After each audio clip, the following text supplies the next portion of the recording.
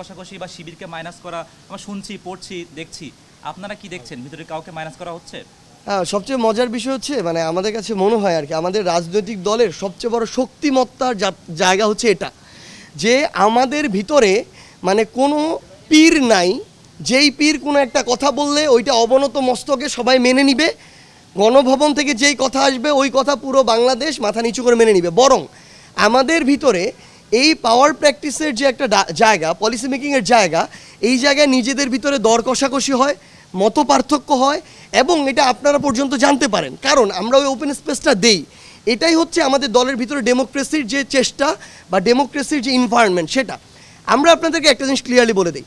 আমাদের ভিতরে এই মত পার্থক্য অভ্যুত্থানের শুরু থেকে এই ডিসিশন মেকিংয়ে আমরা এই ডিসকাশনে যাইতাম।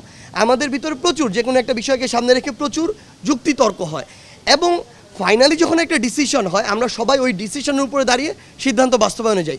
একইভাবে এই রাজনৈতিক দল গঠনের একটা প্রক্রিয়া, এই জাতীয় নাগরিক কমিটি কিংবা বৈষম্য বিরোধী ছাত্র আন্দোলন এমন একটা প্ল্যাটফর্ম যেখানে ফ্যাসিস্ট বিরোধী আন্দোলনের সকল স্টেক হোল্ডার আছে। এখানে এমন অনেক মানুষ আছে যারা বিভিন্ন ঘরানায় রাজনীতি করতো, এখন তারা এই প্ল্যাটফর্মে এসেছে নতুন বাংলাদেশের চিন্তাকে সামনে রেখে।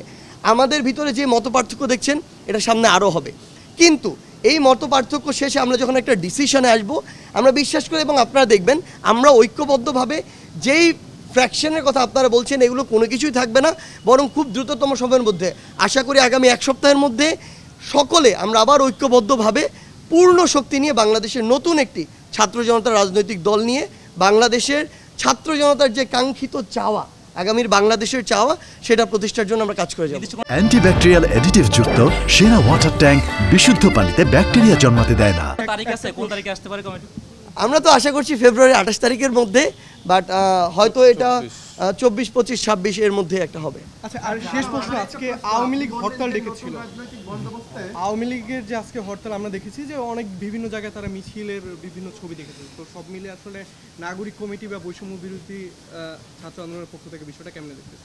না, সবচেয়ে বড় কথা হচ্ছে যেই আওয়ামী লীগেরই অস্তিত্ব নাই সেই আওয়ামী লীগের হরতাল নিয়ে কথা বলা আমাদের কাছে মনে হয় যে একদমই সমীচীন না। ইভেন এই নামটা যখন আমরা নেই না, তখন আমাদের মানে মাথায় রক্তটা উঠে যায়, কারণ এই নামটার সাথে কিন্তু হাজার খুন আর এই রক্তগুলো জড়িত।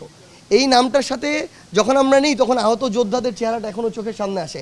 তারা তাদের জায়গা থেকে কিছুদিন পরে দেখবেন একটা ওয়াশরুমের ফাঁকা চিত্র পোস্ট করে তাদের গ্রুপে দিবে, দেখবে যে এই হরতাল চলছে তাদের, যেটা অলরেডি আপনারা মনে হয় তাদের গ্রুপে এরকম করে দেখতে পাইছেন।